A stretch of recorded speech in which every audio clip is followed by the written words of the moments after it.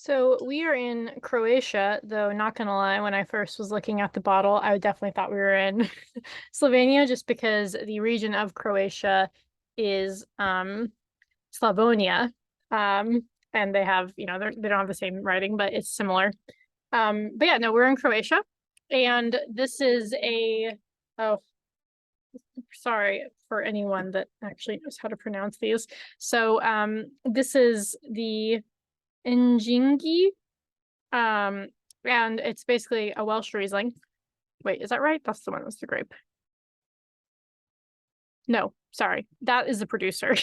The grape is Graševina, which is Welschriesling. So you'll see the Welschriesling more common in like Austria and other places. So that's the same grape, but they just have their own name for it there, which is normal. So yeah, so this is a really exciting wine. I loved it when I tried it because I really like Welsh Riesling. And I also really like it when it has a little bit of skin contact. And this one does. I don't know exactly how long it was. I'm gonna guess not super long, but maybe days is my guess based on the color of it. And the vintage is 2020, so it's still pretty light and fresh. And yeah, I love Croatian wines. I'm happy that we're able to get more and more of them in. And this one's definitely looking like a stealth natural wine. You know, the label doesn't give anything funky away. So I'm not assuming that it's gonna be crazy or anything other than, it does have some skin contact. So those are my initial assumptions. Let's smell it. So it's very like floral on the top, almost like little daisies and those white small flowers. Towards the bottom, it gets more like textural with like almost like apples that have been candied a little, or pears. More pears actually, maybe. There's a lot here. There's a lot to dissect. You could also say there's different sorts of baking, not spices, but baking like herbs in it.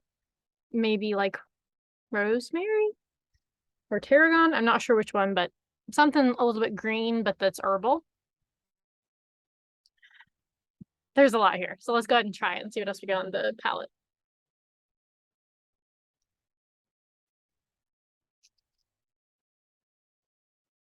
All right, so I was initially saying like apples and pears on the nose, but on the palate, it's actually going, I feel like, more into like deep stone fruit. I said textural on the nose, based on the way that it smelled, and that really feels it, especially from that skin contact. On the palate, it's like super ripe stone fruit, generally like peaches or apricot actually is like perfect for this. Pear's still there, apple's still there. Not so much on like the lemon limey side. You can get a little bit of a hint of that, and it's got great acidity, but this like texturalness of it gives it almost more of like a medium-bodied, really interesting mouthfeel, that's making it perfect for food.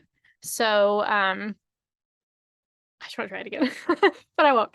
At this point, you can talk about pairings. So all of that makes it great, like I said, with food. And you can go more interesting than you would with like the lighter, fresher whites that we've been putting in. I would say you could definitely like fatty fish would be great with this, like salmon or cod with some sort of like glaze on it. I like the idea of this with like lentils, like, or like a shakshouka, something that has tomatoes in it would go well with this. You could definitely go all the way up into your chickens and porks. It's just, it has so much to pull from that it's going to go well with so many different types of things. And it's a white that's going to do well with a lot of meats. So I would think about that when I'm pairing it. And enjoy. It's such a cool one. It's not one you would find very often. I don't think they make very much either.